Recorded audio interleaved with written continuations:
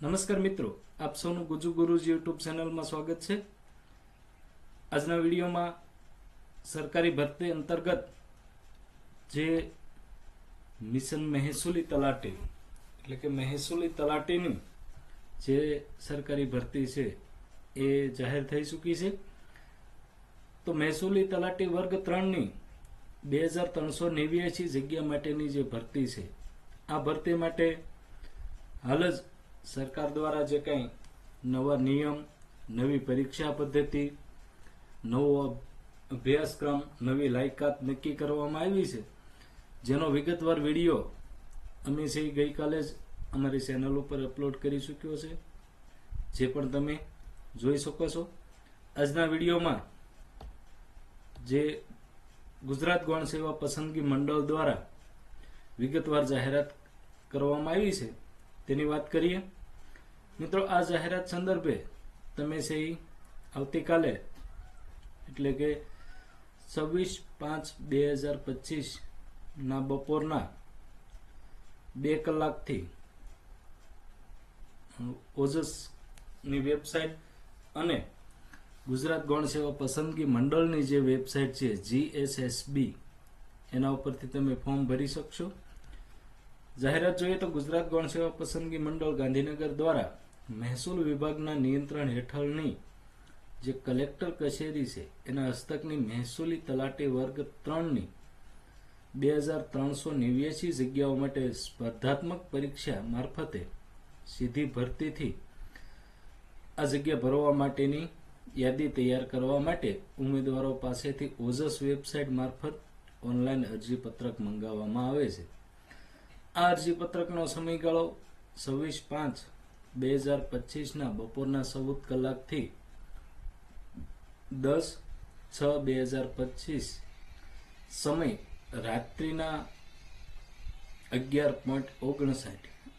કલાકના 59 મિનિટ એટલે કે રાત્રે 12 વાગ્યા સુધી અરજી કરી શકાય છે।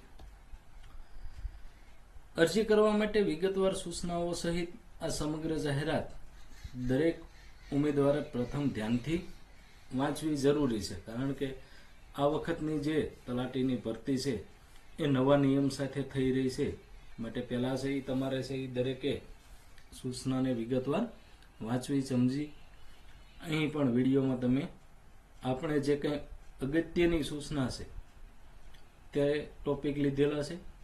જનરલ દર વખતે પરીક્ષાઓના જે સૂચનાઓ છે તમે જે જાણો છો એવા ટોપિકને બહુ વિડીયો લંબાવવા માટે લીધેલા નથી।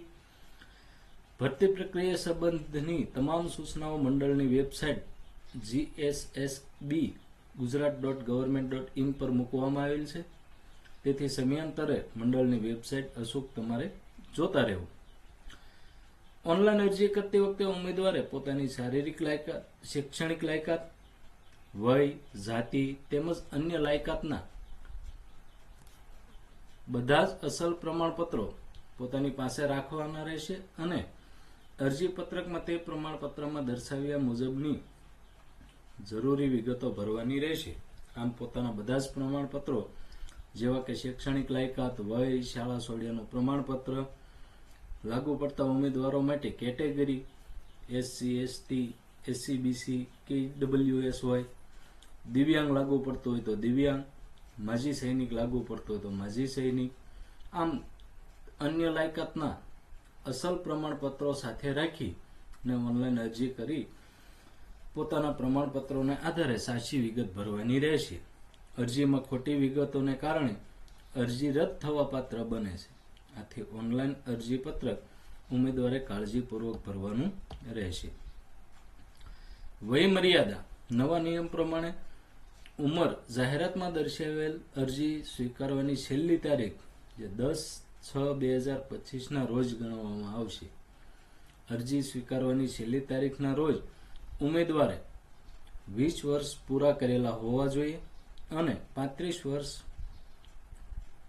પૂરા કરેલ ન હોવા જોઈએ, એટલે કે 20 વર્ષથી 35 વર્ષની વચ્ચેના ઉમેદવારો છે એ અરજી કરી શકશે। વય મર્યાદાની છૂટછાટ બાબતનું કોષ્ટક જોઈએ તો સામાન્ય કેટેગરીના મહિલા ઉમેદવારને 5 વર્ષની છૂટછાટ મળે છે। અનામત કેટેગરીના જે પુરુષો છે એટલે કે એસસી, એસટી, એસસીબીસી કે ઈડબ્લ્યુએસ તેમને પણ 5 વર્ષની છૂટછાટ મળે છે. અનામત કેટેગરીના મહિલા ઉમેદવારોને 5+5 એટલે કે 10 વર્ષની છૂટછાટ મળે છે, પણ તેમની મહત્તમ ઉંમર છે એ 45 વર્ષની મર્યાદામાં રહેવી જોઈએ. એટલે કે 45 વર્ષથી મોટા ઉમેદવાર અરજી કરી શકશે નહીં. સામાન્ય કેટેગરીના દિવ્યાંગતા ધરાવતા પુરુષને પણ 10 વર્ષની છૂટછાટ. સામાન્ય કેટેગરીના દિવ્યાંગતા ધરાવતી મહિલાઓને 10+5 15 વર્ષની છૂટછાટ. અનામત કેટેગરીના દિવ્યાંગતા ધરાવતા ઉમેદવારોને 5+10 15 વર્ષની છૂટછાટ અને અનામત કેટેગરી ધરાવતા દિવ્યાંગ મહિલા ઉમેદવારોને 5+10+5 આમ 20 વર્ષની છૂટછાટ આપવામાં આવે છે. આ ઉપરાંત માજી સૈનિકને ઉપલી વય મર્યાદામાં તેઓએ બજાવેલ ફરજના સમયગાળા ઉપરાંત 3 વર્ષ સુધીની છૂટછાટ મળશે. અનામત વર્ગોના ઉમેદવારો જો બિન અનામત જગ્યા માટે અરજી કરશે તો આવા ઉમેદવારોને વય મર્યાદામાં છૂટછાટ મળશે નહીં. જે બાબત છે એ ખાસ ધ્યાનમાં લેવી. એક મહત્વનો મુદ્દો એવો છે કે જન્મ તારીખ. હવે પછીની મોટાભાગની ભરતીમાં વયપત્રકના ઉતારાની નકલ માંગવામાં આવે છે. વયપત્રકનો ઉતારો શું છે તો એનો વિડીયો પણ અમે અગાઉ ચેનલ ઉપર બનાવેલો જ છે, જેની લિંક પણ તમને ડિસ્ક્રિપ્શનમાં આપવામાં આવશે. જન્મ તારીખ બાબતે ગુજરાત ગૌણ સેવા પસંદગી મંડળ જન્મ તારીખના પુરાવા માટે SSCE બોર્ડ દ્વારા અપાયેલ જે SSCE પ્રમાણપત્ર જ માન્ય રાખે છે. જે તમે 12મા ધોરણમાં નું પ્રમાણપત્ર છે એ માન્ય રાખે છે. પરંતુ જો આ પ્રમાણપત્રમાં દર્શાવેલ જન્મ તારીખ ખોટી હોવાનું ઉમેદવાર માને, જો એમાં તમારી જન્મ તારીખ ખોટી હોય તો તમારે સક્ષમ અધિકારી આપેલ વય અને અધિવાસના પ્રમાણપત્રની પ્રમાણિત નકલ મોકલવાની રહેશે. આ પ્રમાણપત્રમાં અધિકૃત અધિકારીએ સ્પષ્ટપણે જણાવેલ હોવું જોઈએ કે તેઓએ SSC કે તેની પરીક્ષાનું મૂળ પ્રમાણપત્ર તપાસેલ છે અને પોતાની સમક્ષ રજૂ કરવામાં આવેલ પુરાવાઓને આધારે ઉમેદવારોની સાચી જન્મ તારીખ જે ખાલી જગ્યામાં દર્શાવેલ છે તે છે.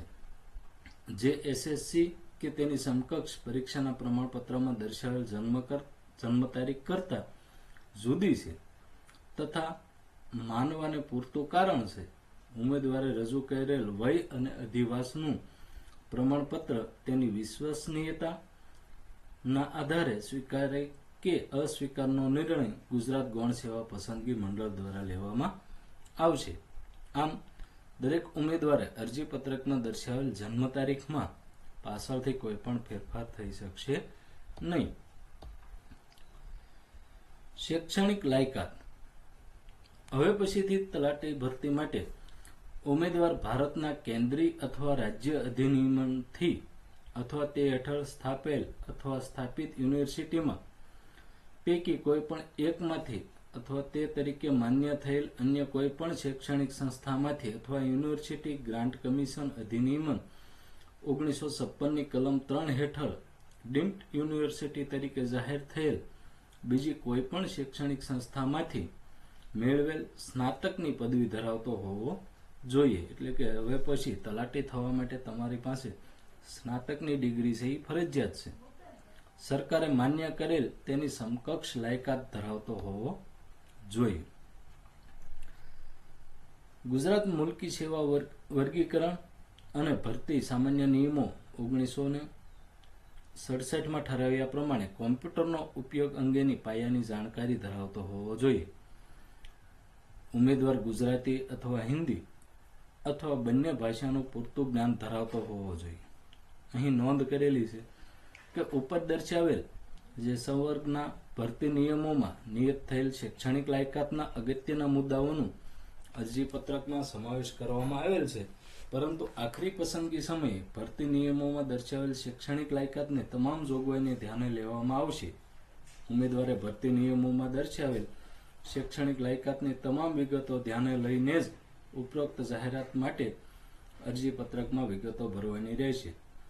આ જાહેરાતની કોઈ પણ બાબતે અર્થઘટન સંબંધે ભરતી પ્રક્રિયા દરમિયાન કોઈ પ્રશ્ન ઉપસ્થિત થાય તો તે અંગે મહેસૂલી વિભાગનો પરામર્શ કરી તેનો યોગ્ય નિર્ણય લેવામાં આવશે. આથી શૈક્ષણિક લાયકાત. અહીં કોમ્પ્યુટર જાણકારી બાબતે પણ ખાસ સૂચના આપેલી છે કે ઉમેદવાર રાજ્ય સરકારના સામાન્ય વહીવટી વિભાગના તારીખ 13/8/2008 તેમજ 18/3/2016 ઠરાવ નંબર મુજબ નક્કી કરેલ અભ્યાસક્રમ મુજબ કોમ્પ્યુટર અંગેનું બેઝિક નોલેજ ધરાવતા હોવા અંગેનું કોઈ પણ તાલીમી સંસ્થાનું પ્રમાણપત્ર માર્કશીટ ધરાવતા હોવા જોઈએ. એટલે કે તમારી પાસે કોમ્પ્યુટરનું સર્ટી પણ ફરજિયાત હોવું જરૂરી છે. સરકાર માન્ય યુનિવર્સિટી અથવા તો સંસ્થામાં કોમ્પ્યુટર જ્ઞાન અંગેના કોઈ પણ ડિપ્લોમા, ડિગ્રી કે સર્ટિફિકેટ કોર્સ કરેલ હોય તેવા પ્રમાણપત્રો અથવા ડિગ્રી કે ડિપ્લોમા અભ્યાસક્રમમાં કોમ્પ્યુટર એક વિષય તરીકે હોય તેવા પ્રમાણપત્રો અથવા ધોરણ 10 અને ધોરણ 12ની પરીક્ષામાં કોમ્પ્યુટરના વિષય સાથે પાસ કરેલી હોય તેવા પ્રમાણપત્રો ધરાવતા હોવા જોઈએ. જોકે આ તબક્કે આવું પ્રમાણપત્ર ન ધરાવતા ઉમેદવારો પણ અરજી કરી શકશે, પરંતુ આવા ઉમેદવારોએ નિમણૂક સત્તાધિકારી સમક્ષ કોમ્પ્યુટરની બેઝિક નોલેજની પરીક્ષા પાસ કર્યાનું આવું પ્રમાણપત્ર નિમણૂક મેળવતા પહેલા અચૂક રજૂ કરવાનું રહેશે. એટલે કે જો તમે કોમ્પ્યુટરનો કોર્સ કરેલો ના હોય તો તમે ત્યારે અરજી કરી શકશો, પણ જ્યારે તમને તલાટી માટેનું નિમણૂક ઓર્ડર મળે એ સમયગાળા દરમિયાન તમારે સહી કોમ્પ્યુટરના કોર્સનું પ્રમાણપત્ર રજૂ કરવાનું રહેશે. અન્યથા નિમણૂક મેળવવાનો પાત્ર થશે નહીં. તેમજ નિમણૂક સત્તાધિકારી આવા કિસ્સામાં ઉમેદવારોની પસંદગી રદ કરશે. અરજી કરવાની રીત જોઈએ તો આ જાહેરાતના સંદર્ભમાં મંડળ દ્વારા ઓનલાઈન અરજી સ્વીકારવામાં આવશે, જે અન્વયે ઉમેદવારો તારીખ 26/5/2025 બપોરના 14 કલાકથી 10/6/2025 ના 12 કલાક સુધી ઓજસ વેબસાઇટ પર ઓનલાઈન અરજી પત્રક ભરી શકશે. એક જ જાહેરાત અન્વયે એક કરતાં વધુ અરજી કરનાર ઉમેદવારોના કિસ્સામાં છેલ્લે જે કન્ફર્મ થયેલ અરજી છે સાથે સાથે નિયત ફી ભરેલી હશે તે માન્ય ગણાશે. જો ઉમેદવારે એકથી વધુ અરજી સાથે ફી ભરેલ હશે તો તે રિફંડ કરવામાં આવશે નહીં. અરજી કરવા બાબતની વિગતવાર સૂચનાઓ અહીં આપેલી જ છે કે ઓનલાઈન અરજી કરવા માટે તમે છે આ મંડળની યુટ્યુબ ચેનલ દ્વારા પણ જોઈ શકો છો અને આપ સૌ ઓજસની ઓનલાઈન અરજીથી તો સારી રીતે માહિતગાર છો. પરીક્ષા ફીનો મુદ્દો છે એ ખૂબ જ મહત્વનો છે કે અહીં મહેસૂલી વિભાગના તારીખ 22/5/2025 જાહેરાતનામા મુજબ નિયત થયેલ જોગવાઈ મુજબ ગુજરાત ગૌણ સેવા પસંદગી મંડળ દ્વારા લેવામાં આવતી મહેસૂલ તલાટીની જગ્યા માટે સીધી ભરતીની પરીક્ષા માટેનું ફી ધોરણ અહીં નીચે દર્શાવેલું છે. તમારે પ્રાથમિક પરીક્ષા વખતે જ બિન અનામત વર્ગે 500 રૂપિયા અને તમામ કેટેગરીની મહિલા, સામાજિક શૈક્ષણિક પછાત વર્ગ હોય, અનુસૂચિત જાતિ, અનુસૂચિત જનજાતિ, આર્થિક અનામત વર્ગ અને દિવ્યાંગ અને એક્સ સર્વિસમેન ઉમેદવારો છે તેમને 400 રૂપિયા ફી ભરવાની રહેશે. અહીં જે અંગ્રેજીમાં કોષ્ટક આપેલું છે જાહેરાતમાં તેનો કંઈક આવો મતલબ છે કે જે ઉમેદવારોએ પરીક્ષા આપી છે અને પ્રારંભિક પરીક્ષામાં ઓછામાં ઓછા 40% ગુણ મેળવ્યા છે તેમને ચૂકવવામાં આવેલી ફી પરત કરવામાં આવશે અને બોર્ડ દ્વારા જે પ્રારંભિક પરીક્ષાના પરિણામના આધારે જે ઉમેદવારોને મુખ્ય પરીક્ષા માટે લાયક કરવામાં આવેલા છે તેમને મુખ્ય પરીક્ષા માટે કોઈ ફી અલગથી ચૂકવવાની રહેશે નહીં. તમામ ઉમેદવારોએ ઉપર દર્શાવ્યા મુજબની જે ફી છે એ ઓનલાઈન માધ્યમથી જ ભરવાની છે.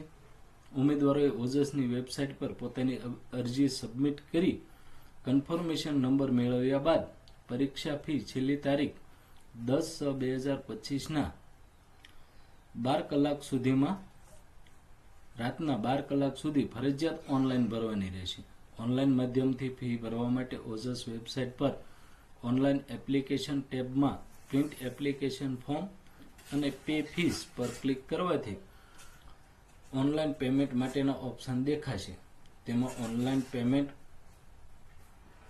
ઓફ ફીસ પર ક્લિક કરવું.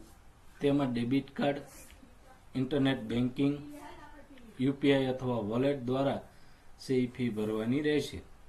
આ 4 માધ્યમ પૈકી કોઈ પણ એક માધ્યમ દ્વારા ફી ભર્યા બાદ રસીદ જનરેટ થશે, જેની પ્રિન્ટ મેળવી લેવાની સૂચના મળશે. ઓનલાઈન એપ્લિકેશન ટેબમાં પ્રિન્ટ એપ્લિકેશન ફોર્મ અને પે ફીસ પર ક્લિક કર્યા બાદ ઓનલાઈન પેમેન્ટ રિસિપ્ટ પર ક્લિક કરવાથી પણ રસીદની પ્રિન્ટ મેળવી શકાશે. ઓનલાઈન માધ્યમથી ફી ભરનાર ઉમેદવારે પરીક્ષા ફી ઉપરાંત નિયમો અનુસાર ટ્રાન્ઝેક્શન ફી ભરવાની રહેશે. પરીક્ષા ફી ભરવાની છેલ્લી તારીખ બાદ ફી ભરવા માટેની લિંક આપોઆપ બંધ થઈ જશે. ત્યારબાદ મંડળ દ્વારા કોઈપણ સંજોગોમાં અન્ય કોઈપણ રીતે લેટ ફી લઈને પણ પરીક્ષા ફી સ્વીકારવામાં આવશે નહીં. અહીં ફી બાબતની કેટલીક ખાસ નોંધ આપેલી છે, જે આપણે ખાસ જોઈ લેવા જેવી છે કે ઉમેદવારોએ ફી રિસિપ્ટની પ્રિન્ટ અથવા તો ઈ રસીદ ફરજિયાતપણે મેળવી લઈ સાચવી રાખવાની રહેશે.